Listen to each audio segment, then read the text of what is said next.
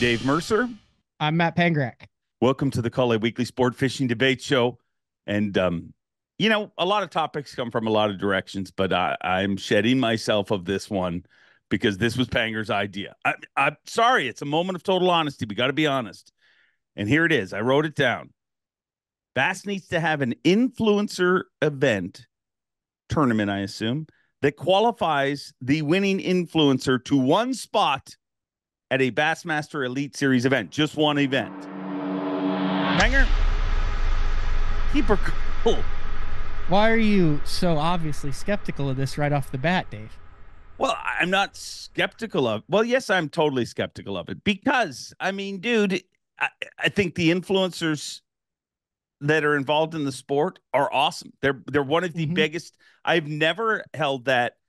There's a weird thing where tournaments are against YouTubers or influencers. I've never been that guy. I'm like, wherever this sport's getting excitement is a good thing. And I think some of that stuff's amazing.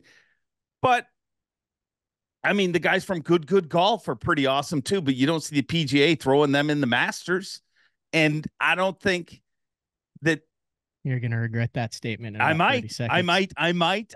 I've learned that happens to me, but I'm just like, you look at how hard it is to make to the elites.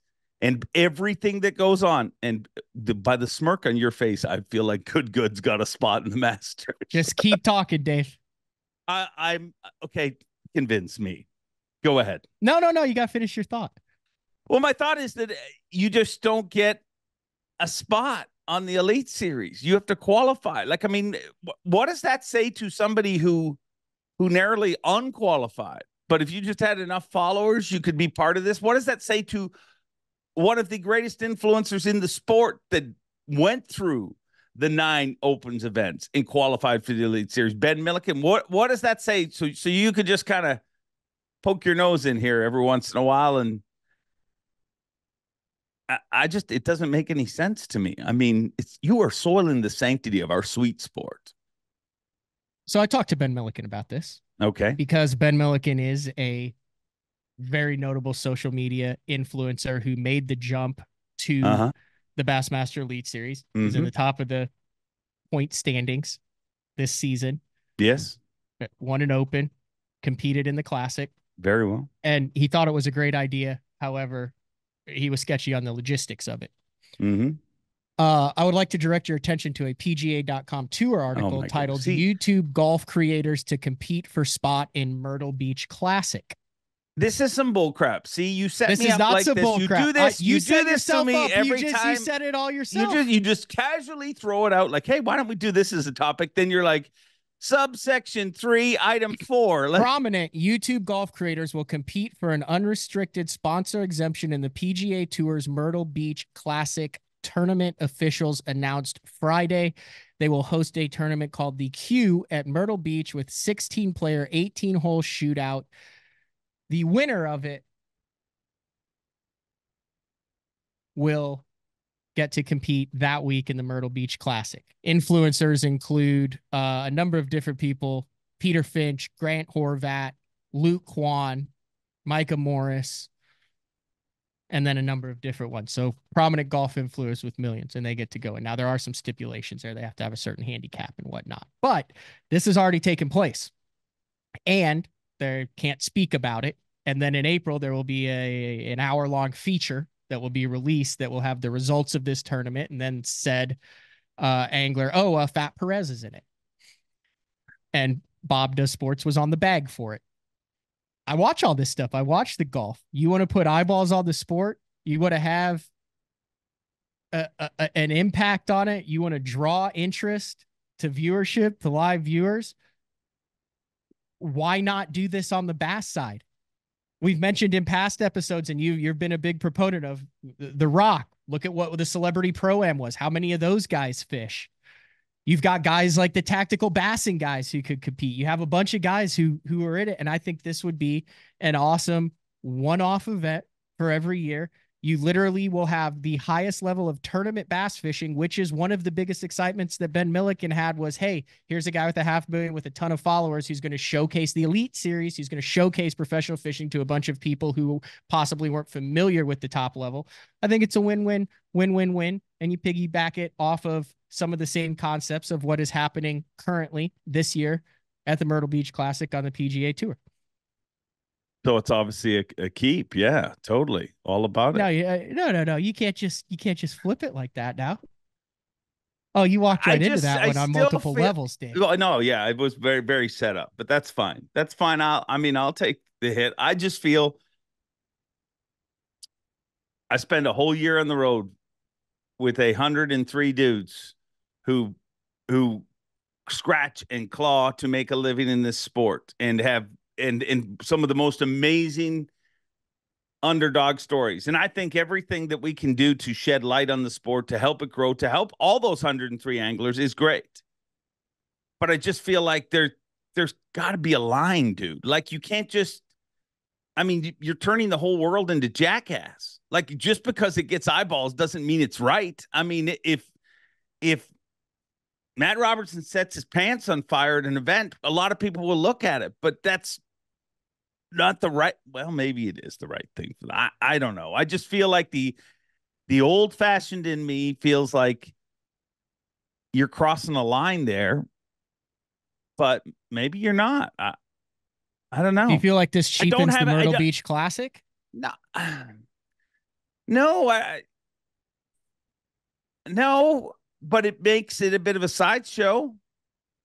You know, like, so what? I mean, dude, my favorite movie of all time is Happy Gilmore. I'm all about the underdog coming in.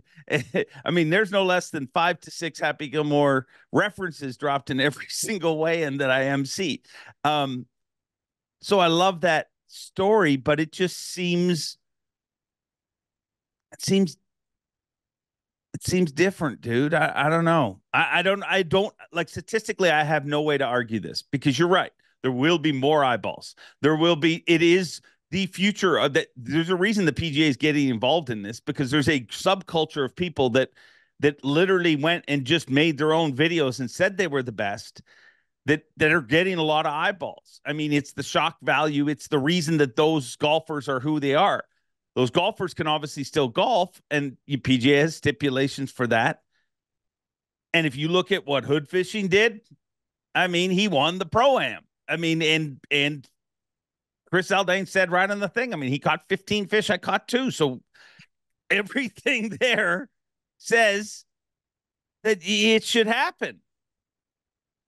But there's a weird old-fashioned part of me that's just like, I don't know why I'm saying no, but I just feel like keeping it or calling it. I'm calling it with no damn good reason to call it, just because I'm calling it for the 102 dudes that I spend all year with. I'm calling it for the people who have recently been eliminated from the Elite Series. You know, people that are good, hardworking. It's a one-off people that are tournament. working. They're not on the Elite Series. They just get to fish that event as a which event are we going to let them fish? Whichever one.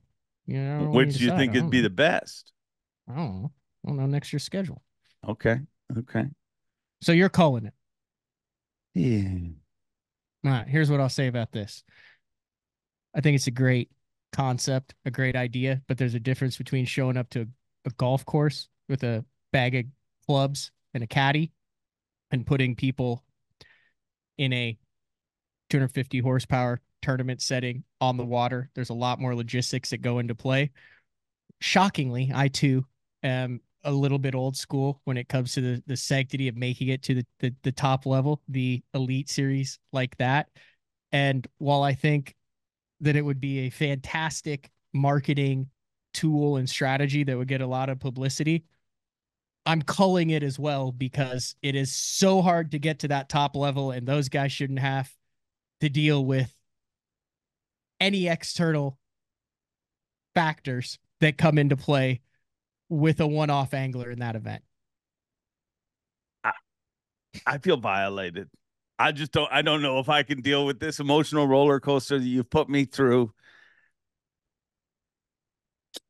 I didn't even know. I mean, yes, I didn't even know what to say. Finally, The Rock has come back to Santee Cooper. I don't know. Do you say that? Now I might have to change it to keep because that would be a hell of a call on stage, Dave. Oh, dude. I would both. Give me a good one. You didn't do it like full throttle. You got to give us the full throttle Mercer on stage. Just say that. Say like that same line. Come on, hit us with it. Finally, the Rock has come back to Santee Cooper. If you smell what the Rock is cooking.